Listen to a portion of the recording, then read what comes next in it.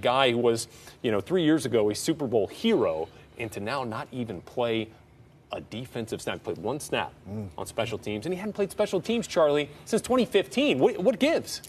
I have no idea why he didn't play, but it's what happened in the game. The first thing is, and obviously we've all seen a lot of games, and we've all seen a backup player come in, and the first thing you say, go after that guy, go after that guy.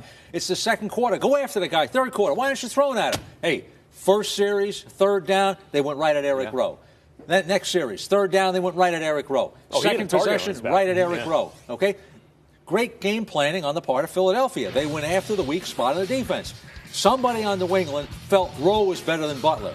I looked at the tape all season on these guys. Rowe, to me, did not play better than Butler during the course of the season. That's the target guy, Eric Rowe. Give Philly credit.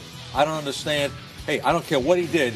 Butler, to me, is better than Eric Rowe. Well, the Eagles felt that Butler was better. They traded Rowe to the Patriots a couple of years ago. When you look at just the reaction, the reaction from Butler tells me that he obviously did not know anything about this prior, that he wasn't going to play at all or be a factor. And the way the game went, as easy as Philadelphia, as easily as they were moving the ball down the field, the big plays, again, that showed up in the NFC Championship game against Minnesota, they still were making more big plays down the field. Malcolm Butler is your best cover corner. What is he? At some point, you got to say, he's going to help us win this ball game. We don't want to leave ammunition on the sideline. I mean, it just didn't make any sense. The guy played over 1,000 defensive snaps this year. Yeah, and nothing in the NFL surprises me, but you think how the tight ship that Belichick runs over there, you would think he would have had communication with Butler before the game and not tell the guy right before the Super Bowl you're not playing. But at the same time, this is not a regular season game. This is the Super Bowl.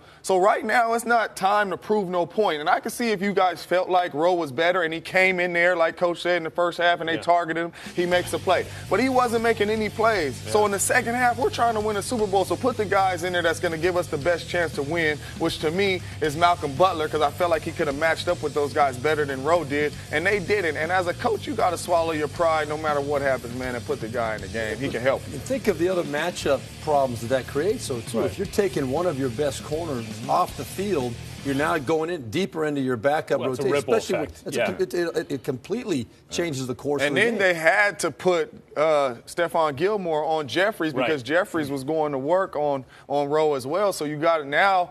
One of your best corners is locked down on this guy, so they're going to take advantage of the other guys. And that was another thing I don't understand. To me, when you went into the game, this is what I thought. You take Jeffrey, and you're going to match Gilmore against him. Yes. Jeffrey can't run. Gilmore can beat him with physicality. Then I thought you would take Butler and put him on Aguilar and then play Rowe off on Smith, because Smith's not a great receiver. He's a one-trick pony. You run deep, you play back, and you take care of the guy. So now all of a sudden, you've got Chung covering Aguilar to start the game. You end up with Richards out there.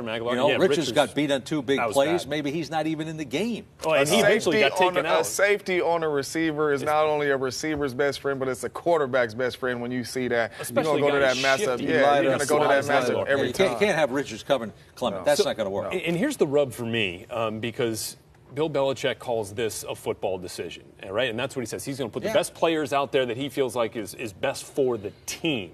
So let's go back to Super Bowl 49, when we first really learned of Malcolm Butler. He comes in because Belichick made a football decision and took Kyle Arrington out of the game, right? And felt like he was a liability, and they put Malcolm Butler in.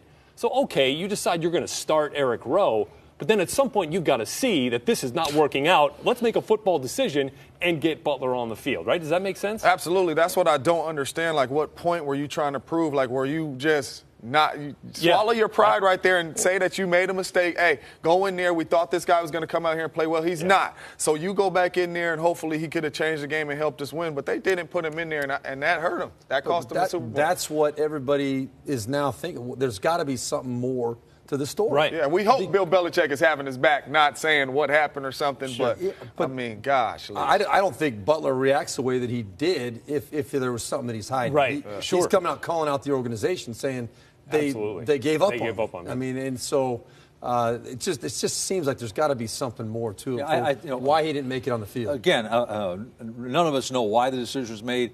We all agree on one thing. Butler is better than Rowe, and that hurt him yesterday. Yeah.